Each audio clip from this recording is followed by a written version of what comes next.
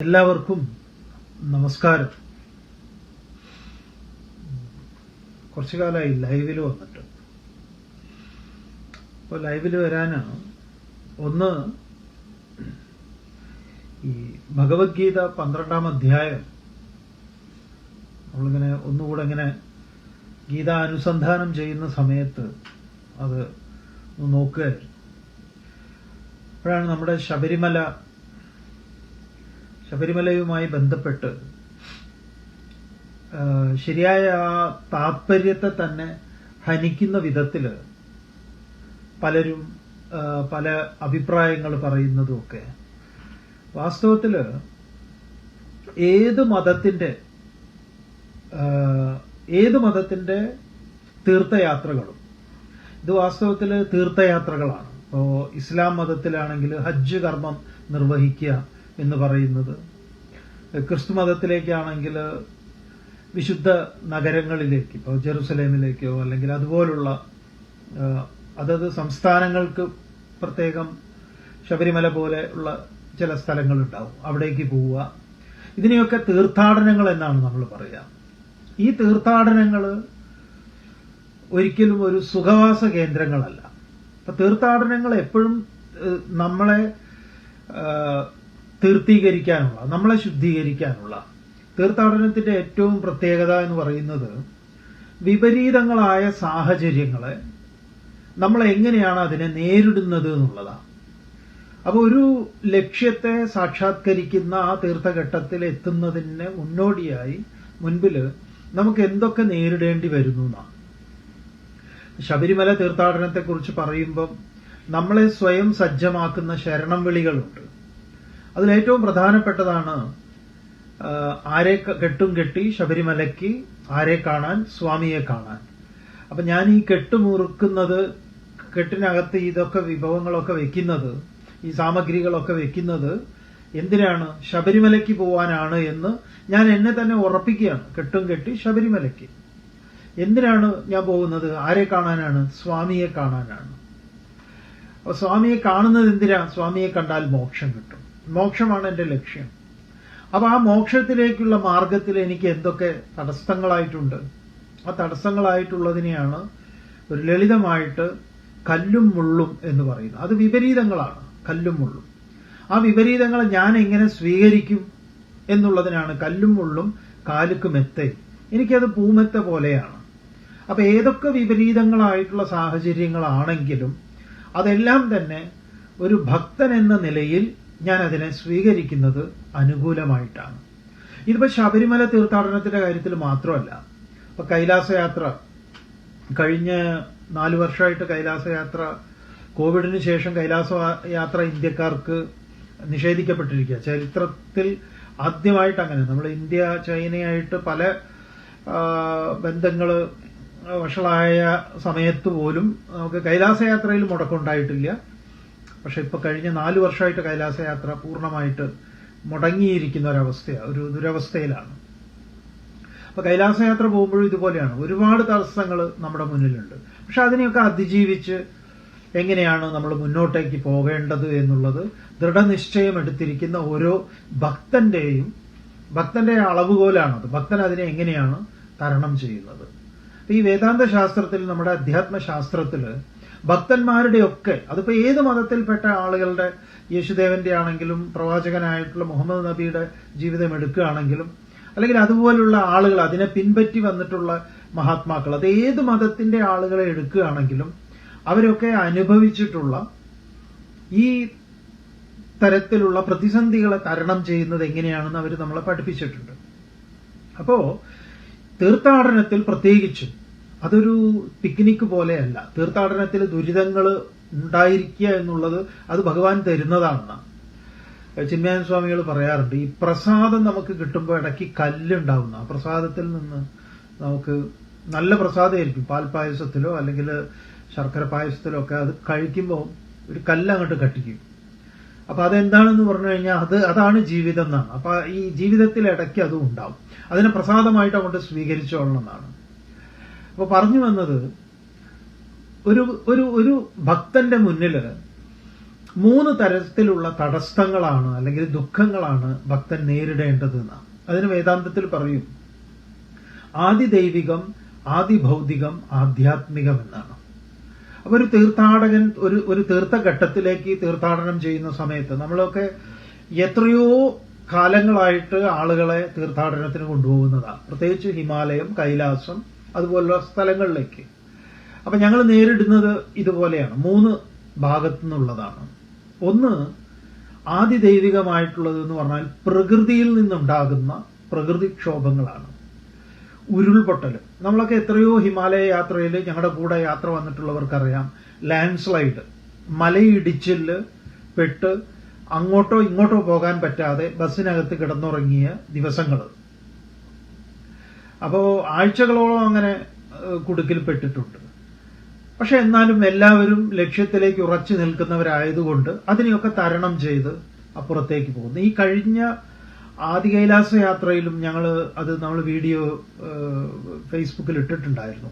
വലിയൊരു മല, വലിയ മല എന്ന് പറഞ്ഞു കഴിഞ്ഞാൽ ആ മല ഒന്നായിട്ട് വന്ന് പതിച്ചിട്ട് പിന്നെ ഞങ്ങൾ അതിലേക്ക് എല്ലാവരും നടന്നു കയറുന്ന സമയത്ത് ലാൻഡ് സ്ലൈഡ് പുറപ്പെട്ടിട്ട് അത് നടന്നുകൊണ്ടിരിക്കുന്ന അത് നമ്മൾ വീഡിയോ പോസ്റ്റ് ചെയ്തിട്ടുണ്ടായിരുന്നു. അത് വളരെ ഭയപ്പെടുത്തുന്ന ഒന്നായിരുന്നു. അതെല്ലാം കഴിഞ്ഞ് ഞങ്ങൾ കിലോമീറ്ററുകൾ നടന്ന് ഞങ്ങളുടെ ഷെഡ്യൂൾ എല്ലാം മാറുന്നു.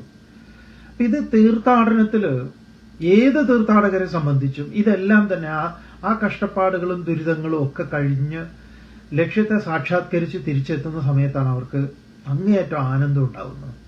ഈ ആദി ദൈവികം എന്ന് പറയുന്ന നമ്മുടേതല്ലാത്ത കാരണത്താൽ, ആരുടെയും അല്ലാത്ത കാരണത്താൽ പ്രകൃതി ശക്തിയിൽ നിന്നുണ്ടാവുന്ന ശക്തമായ മഴ, ഉരുൾപൊട്ടല്, വേലിയേറ്റം, ഇങ്ങനെ തുടങ്ങിയിട്ടുള്ള പ്രകൃതിക്ഷോഭങ്ങളൊക്കെ ഒരു തീർത്ഥാടകനെ സംബന്ധിച്ച് തീർത്ഥാടകനെ സംബന്ധിച്ച് എന്ന് പറഞ്ഞു കഴിഞ്ഞാൽ എല്ലാവരെ സംബന്ധിച്ചും തീർത്ഥാടകനെ സംബന്ധിച്ച് അവനെ പരീക്ഷിക്കുന്ന ഒരു പരീക്ഷണവും കൂടിയാണ്.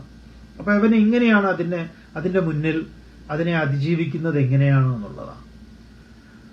പിന്നെ ഉള്ളത് ആദിഭൗതികം എന്ന് പറയുന്ന ചുറ്റുപാടുണ്ടാകുന്നതാണ്. ചുറ്റുപാടിൽ നിന്ന് നമുക്ക് യാത്ര ചെയ്യുന്ന സമയത്ത് ചിലപ്പം നമ്മുടെ വിലപിടിച്ച നമ്മുടെ ധനം നഷ്ടപ്പെട്ടേക്കാം, അല്ലെങ്കിൽ മറ്റ് സാധന സാമഗ്രികൾ നഷ്ടപ്പെട്ടേക്കാം. അപ്പൊ അതോടുകൂടി അത് നമുക്ക് ദുഃഖത്തെ ഉണ്ടാക്കുന്നു.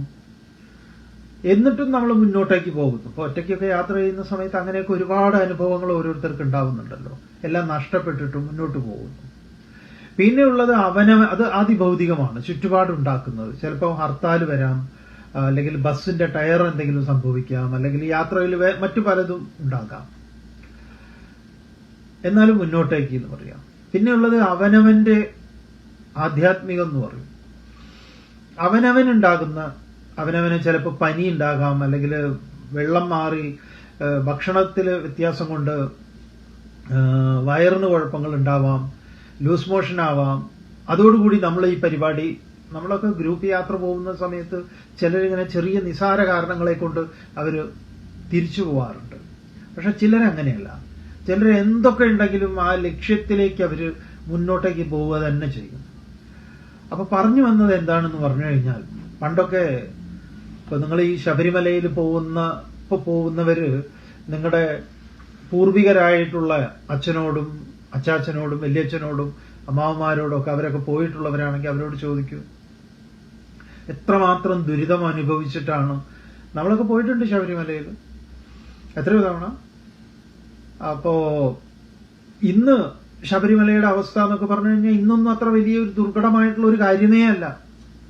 ഒരു ക്യൂ ഒക്കെ ഉണ്ട്. അതിപ്പോ നിങ്ങൾക്കറിയാം, നമ്മളിപ്പോ സംസാരിക്കുന്നത് അമേരിക്കയിൽ നിന്നാണ്. ഇപ്പൊ ഇവിടെ ഷിക്കാഗോയിൽ കഴിഞ്ഞ ആഴ്ചയാണ് വന്നത്.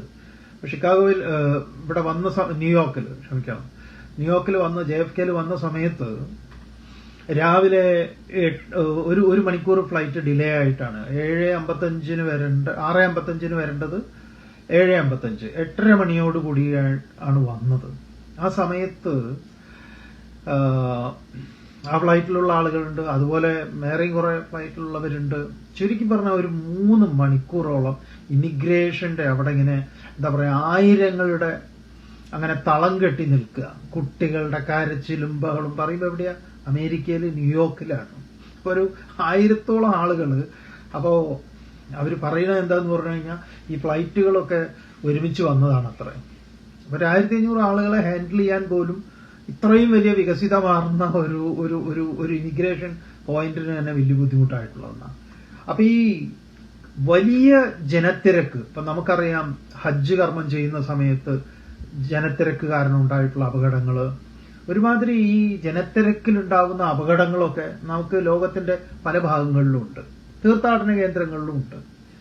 പക്ഷെ ഇതിനെയൊക്കെ മറ്റൊരു വിധത്തിൽ ഈ പറയുന്ന നിരപരാധികളായിട്ടുള്ള ഭക്തന്മാരെ പോലും അവരുടെ ആചാരത്തെ, അനുഷ്ഠാനത്തെ കലുഷിതമാക്കുന്ന വിധത്തിലുള്ള ദുഷ്പ്രചരണങ്ങളും അവരിൽ തന്നെ ഇത്തരം വേണ്ടാധീനങ്ങൾ ഇഞ്ചക്ട് ചെയ്യുന്ന ഒരു കൂട്ടം ആളുകൾ നമ്മുടെ നാട്ടിൽ ഇങ്ങനെ രൂപപ്പെട്ടു വരുന്നു എന്നുള്ളത് കാണുകയും കേൾക്കുകയും ചെയ്യുമ്പോൾ വളരെ വിഷമം തോന്നുന്നു. അതുകൊണ്ട് ഭക്തരോട് നമുക്ക് പറയാനുള്ളത്, ഈ പറഞ്ഞ നമ്മൾ ഓരോരുത്തരും ആലോചിക്കേണ്ടത്, ഞാനൊരു തീർത്ഥഘട്ടത്തിലേക്ക് പോകുന്ന സമയത്ത് എന്റെ മുന്നിൽ വരുന്ന എല്ലാ പ്രതിസന്ധികളും, അത് ആദിദൈവികം എന്ന ഗണത്തിൽപ്പെടുന്നതാകട്ടെ, ആദിഭൗതികം എന്ന ഗണത്തിൽപ്പെടുന്നതാകട്ടെ, ആധ്യാത്മികമെന്ന തന്റെ തന്നെ ഉള്ളിൽ നിന്ന് ഉണ്ടാകുന്നതാകട്ടെ, ഇതിനെയൊക്കെ അതിജീവിച്ചുകൊണ്ട് തനിക്ക് ആ ലക്ഷ്യത്തെ സാക്ഷാത്കരിക്കാൻ സാധിക്കുന്ന സമയത്ത്, അത് സാക്ഷാത്കരിച്ച് പിന്നീട് തിരിച്ചിറങ്ങിക്കഴിഞ്ഞാൽ തന്റെ ജീവിതത്തിലും ഇതുപോലെ ഉണ്ടാകുന്ന വിപരീതങ്ങളോട് എങ്ങനെയാണ് അതിനെ അനുകൂലമാക്കിയെടുക്കുക എന്നുള്ള വലിയ ആധ്യാത്മിക സന്ദേശമാണ് ഓരോ തീർത്ഥാടകനും തീർത്ഥയാത്രയിലൂടെ നേടേണ്ടതും അങ്ങനെയാണ്. ഇനിയിപ്പോ ശബരിമലയിൽ എത്തിക്കഴിഞ്ഞാലുള്ള വലിയ സന്ദേശം എന്താ? തത്വമസി എന്നുള്ള ഉപനിഷത്ത് മഹാവാക്യമാണ് നമ്മളവിടെ കാണുന്നത്. അതെന്താ? അതിന്റെ താല്പര്യം എന്താണ്? അത് നീയാകുന്നു എന്നുള്ളതാണ്. ഐതദാത്മ്യമിതം സർവം തത് സത്യം സ ആത്മാ തത്വമസി ശ്വേതകേതോ. ഐതദാത്മ്യമിതം സർവം, ഈ കാണുന്ന ആത്മാവ് തന്നെയാണ് ഈ കാണായതെല്ലാം തന്നെ, അതാണ് സത്യം. തത് സത്യം സ ആത്മാ, ആ ആത്മാ ത്വം അസി, നീ ആകുന്നു. അത് തന്നെയാണ് ഞാൻ, അത് തന്നെയാണ് ഈ കാണായതെല്ലാം തന്നെ, അത് ഞാനാകുന്നു എന്ന വലിയ സത്യം. അവിടെ പോയി തിരിച്ചു വരുമ്പം, അവിടെ പോയി കഴിഞ്ഞാൽ അവിടെ നിന്ന് തിരിച്ചറിയുന്നു ഞാനാണ് ആ സ്വാമി. ആരെ കാണാൻ? സ്വാമിയെ കാണാൻ. അപ്പൊ ആ സ്വാമിയെ കാണാൻ എന്ന് പറയുമ്പോൾ ആ സ്വാമിയെ, ഏത് സ്വാമിയാണ് കാണുക? ഏതെങ്കിലും ഒരു വിഗ്രഹത്തെയാണോ സ്വാമി എന്ന് പറഞ്ഞത്? അല്ല, സർവത്തിലും നിറഞ്ഞു നിൽക്കുന്നവനാണ് സ്വാമി. അതാണല്ലോ ശരണം വിളിയിലുള്ളത്. എന്താണ്? പമ്പാവാസനെ, കരിമലവാസനെ. പമ്പയിൽ വസിക്കുന്ന സ്വാമി, കരിമലയിൽ വസിക്കുന്ന സ്വാമി, സർവത്ര വസിക്കുന്ന സ്വാമി. ആ സ്വാമിയെ എനിക്ക് കാണണമെങ്കിൽ ആ സ്വാമിയെ ഞാൻ ആദ്യം എന്നിൽ കാണണം. എന്നിൽ കണ്ടെത്തി കഴിഞ്ഞാലോ എനിക്ക് പിന്നെ കാണുന്നവരൊക്കെ സ്വാമിമാരാണ്. അതുകൊണ്ടാണ് നമ്മൾ മാലയിട്ട് കഴിഞ്ഞാൽ പിന്നെ മറ്റുള്ളവരെയൊക്കെ സ്വാമി എന്ന് അഭിസംബോധന ചെയ്യുന്നത്. അപ്പൊ ഈ ഒരു മണ്ഡലകാലം, ഇപ്പൊ ഭഗവത്ഗീത 12-ാം അധ്യായം ഭക്തന്റെ ലക്ഷണം പറയുന്നതാണ്.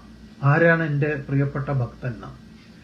ഭഗവാൻ തന്നെ പറയും, അദ്വേഷ്ട സർവഭൂതാനാം മൈത്ര കരുണ ഏവച നിർമ്മമോ നിരഹങ്കാര സമദുഃഖ സുഖക്ഷമി സന്തുഷ്ട സതതം യോഗി യഥാത്മാ ദൃഢനിശ്ചയ മയ്യർപ്പിത മനോബുദ്ധി യോമത് ഭക്ത സമേ പ്രിയ. എന്റെ പ്രിയപ്പെട്ട ഭക്തന്റെ ലക്ഷണം പറയുകയാണ്. എല്ലാ ജീവജാലങ്ങളോടും യാതൊരു വിധത്തിലുള്ള ദ്വേഷമില്ലാത്തവൻ, സ്നേഹഭാവം, ദയാവായ്പ്, ദുഃഖങ്ങളെ അതിജീവിക്കാനുള്ള മനോഭാവം, ഈ നിത്യസന്തുഷ്ടനായിട്ടിരിക്കുന്നവൻ. വെള്ളം കിട്ടിയില്ല എന്നുള്ള പരാതിയൊന്നും, കാരണം പ്രഹ്ലാദന്റെയൊക്കെ ചരിത്രം ഉണ്ടല്ലോ നമ്മുടെ മുന്നിലേക്ക്. അതിനല്ലേ ഇത്തരം ആളുകളുടെ ചരിത്രം പറയുന്നത്. പ്രഹ്ലാദനെയൊക്കെ എങ്ങനെയൊക്കെ പീഡിപ്പിക്കാൻ ശ്രമിച്ചു. അപ്പോഴൊക്കെ പ്രഹ്ലാദന്റെ ഭക്തി ഇല്ലാതെയായോ? അല്ലെങ്കിൽ മലയിൽ വലിയ ക്യൂ ആണെന്ന് കണ്ട് തിരിച്ചു പോകാൻ, ശബരിമല ക്ഷേത്ര ദർശനം എന്ന് പറയുന്നത് സ്വാമി അയ്യപ്പൻ എന്ന് പറഞ്ഞ സിനിമയ്ക്ക് ടിക്കറ്റ് എടുത്ത് പോകുന്നത് പോലെ അല്ല എന്ന് നമ്മൾ മനസ്സിലാക്കണം. ഒരു സിനിമാശാലയിൽ നിങ്ങൾക്ക് ടിക്കറ്റ് എടുത്ത് ക്യൂ നിന്ന് പെട്ടെന്ന് കയറി സിനിമ കണ്ട് ഇറങ്ങാം. അതുപോലെയല്ല ഈ ശബരിമല, അതുപോലെ കൈലാസം, അല്ലെങ്കിൽ ഹിമാലയം, ഗംഗോത്രി, യമുനോത്രി, കേദാർ, ബദരി, അമർനാഥൊക്കെ എത്ര പ്രാവശ്യം നമ്മൾ ആളുകളെ കൊണ്ടുപോയിട്ടുണ്ട്. ഒരു യാത്രയിൽ നമ്മുടെ നേരെ മുന്നിൽ ആണ് ഈ എന്താ പറയാ, ഒരു ബസ്സിനെ ഗ്രനേഡ് വെച്ച് എന്ന് പറഞ്ഞിട്ട് അവിടെ എന്തൊക്കെയോ പ്രശ്നങ്ങൾ പറയുന്നു. അപ്പോൾ മിലിറ്ററി ഇങ്ങനെ അവിടെ സ്റ്റോപ്പ് ചെയ്തിരിക്കുക ഞങ്ങളെ. ഇതൊക്കെ നമ്മൾ ഒറ്റയ്ക്ക് പോയിട്ടുള്ളതല്ല, ഗ്രൂപ്പായിട്ട് പോയിട്ടുള്ളതാണ്. അപ്പോൾ മിലിറ്ററിയിലെ ഓഫീസർമാർ ചോദിക്കുന്നുണ്ട്, നിങ്ങൾ മുന്നോട്ടേക്ക് പോകുന്നുണ്ടോ, ഇതാണ് അവിടുത്തെ അവസ്ഥ, അവർക്ക് റിപ്പോർട്ട് ചെയ്യണം അത്. അപ്പൊ നമ്മുടെ എല്ലാവരും പറയുകയാണ് നമുക്ക് മുന്നോട്ട് പോവാം, പോട്ടെ, അങ്ങോട്ട് അവർ കൊല്ലുകയാണെങ്കിൽ കൊല്ലട്ടെ, ഭീകരന്മാർ കൊല്ലുകയാണെങ്കിൽ കൊല്ലട്ടെ എന്നുള്ള. അപ്പൊ ഈ അമർനാഥ് യാത്ര എന്നൊക്കെ പറഞ്ഞാൽ ചെറിയ നിസ്സാരമായിട്ടുള്ള ഒരു ഏർപ്പാടല്ല. അപ്പൊ മിലിറ്ററി കോൺവോയി ആയിട്ടാണ് കൊണ്ടുപോകുന്നത്. അങ്ങനെ കോൺവോയി ആയിട്ട് കൊണ്ടുപോകുന്ന സമയത്താണ് ഇത് സംഭവിച്ചിട്ടുള്ളത്. എന്നിട്ടും പിന്നെയുള്ള എന്താ പറയാ, ശൈത്യം, ഐസിന്റെ മുകളിൽ കൂടെ വേണം നടക്കാൻ. അമർനാഥ് പോയിട്ടുള്ളവർക്കറിയാം, അമർനാഥ് ഗുഹാക്ഷേത്രം. അപ്പൊ അവിടെ ചൂടുവെള്ളമില്ല. ഈ പറഞ്ഞ് നമ്മുടെ ഇന്ത്യയില് ഒരുപാട് തീർത്ഥഘട്ടങ്ങളിൽ യാത്ര ചെയ്തിട്ടുള്ള ഒരാളെന്ന നിലയിൽ പറയട്ടെ, ദേവസ്വം ബോർഡ് എന്ന് പറയുന്ന ഒരു ബോർഡ് അത് കൊടുക്കുന്ന ഇത്രയും ഗംഭീരമായിട്ടുള്ള ഭക്ഷണവും മറ്റു സൗകര്യങ്ങളും ഒന്നും ഇന്ത്യയിൽ ഒരു സ്ഥലത്തും ഇല്ല. സ്വകാര്യ വ്യക്തികൾ ഓരോരുത്തർക്ക് അവരുടെ ഇഷ്ടപ്രകാരം അവരുടെ എന്താ പറയുക അച്ഛന്റെ മരണാനന്തര വിശേഷ ദിവസമെന്നോ അല്ലെങ്കിൽ അങ്ങനെയൊക്കെ ബന്ധപ്പെട്ടുകൊണ്ട് അവർ നടത്തുന്ന വഴിപാടിന്റെ ഭാഗമായിട്ട് നടത്തുന്ന ഭണ്ഡാരകളുണ്ട്. അതല്ലാതെ ഗവൺമെന്റ് തലത്തിൽ നടക്കുന്ന ഒരു സ്ഥലത്തുമില്ല. പിന്നെ സ്വകാര്യമായിട്ടുള്ള ട്രസ്റ്റുകളായിട്ടുള്ള പുട്ടപർത്തി പോലുള്ളതിലൊക്കെ ഉണ്ടാവും. അല്ലാതെ ഇങ്ങനെയുള്ള ക്ഷേത്രങ്ങളിൽ ഇപ്പൊ ഗംഗോത്രി പോയാലോ, യമുനോത്രിയിലോ, കേദാറിലോ, ബദ്രിയിലോ ഇവിടങ്ങളിലൊന്നും നമുക്ക് ഭക്ഷണം പോയിട്ട് ഒരു ഗ്ലാസ് വെള്ളം പോലും കിട്ടില്ല. ഇവിടെ എന്ത് വലിയ ഏഷ്യയിലെ ഏറ്റവും വലിയ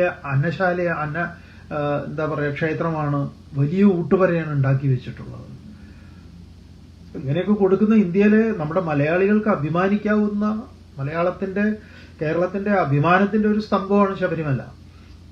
പിന്നെ മാത്രമല്ല മതമൈത്രിയുടെ അങ്ങനെ ഒരുപാട് സന്ദേശങ്ങൾ ഉൾക്കൊള്ളുന്ന ഒരു വലിയ മഹാക്ഷേത്രമാണ്. അതുപോലെ തന്നെ മഹത്തായ പരിത്യാഗത്തെ പഠിപ്പിക്കുന്ന സന്ദേശം ഉൾക്കൊള്ളുന്ന ആ ശബരിമല, അതിനെ പവിത്രമാക്കി വെക്കേണ്ടുന്നത് നമ്മുടെ മലയാളികളുടെ വലിയ ഉത്തരവാദിത്വമാണ്. ദുഷ്പ്രചരണങ്ങൾക്ക് നമ്മൾ ഒരിക്കലും വഴിപ്പെട്ടു കൊടുക്കരുത്. നമ്മുടെ ആചാരങ്ങളും അനുഷ്ഠാനങ്ങളും ഇത്യാദി കാര്യങ്ങളൊക്കെ, അല്ലെങ്കിൽ ശബരിമലയെ സംബന്ധിക്കുന്ന കുറെ അനാവശ്യമായിട്ടുള്ള വിവാദങ്ങളുണ്ട്. അതിപ്പോ കോടതിയിൽ ഇരിക്കുകയാണ്, അതുകൊണ്ട് അതിലേക്കൊന്നും നമ്മളിപ്പോ പ്രവേശിക്കുന്നില്ല. ഏതായാലും ഒരു ഭക്തൻ എങ്ങനെയായിരിക്കണം എന്നുള്ളതിന് ഭക്തന്റെ മുന്നിൽ ഇങ്ങനത്തെ പല വിധത്തിലുള്ള ആദിദൈവികവും ആദിഭൗതികവും ആധ്യാത്മികവുമായിട്ടുള്ള തടസ്സങ്ങൾ ഉണ്ടായേക്കാം. അതിനെയൊക്കെ അതിജീവിച്ച് ആ തടസ്സങ്ങളൊക്കെ കല്ലും മുള്ളും കാലുക്കും എന്ന് കാണാൻ നമുക്ക് സാധിക്കണം, ഓരോരുത്തർക്കും സാധിക്കണം. നമുക്ക് മുന്നോട്ടേക്ക് പോയി ആ ലക്ഷ്യം, അത് എത്ര ക്യൂ ആണെങ്കിലും നിൽക്കുക, അത് ക്യൂ നിന്ന് തിരിച്ചു വരിക. പണ്ട് മലയ്ക്ക് പോയാൽ എന്ന് വരും എന്ന് ചോദിക്കാൻ പാടില്ല എന്നാ.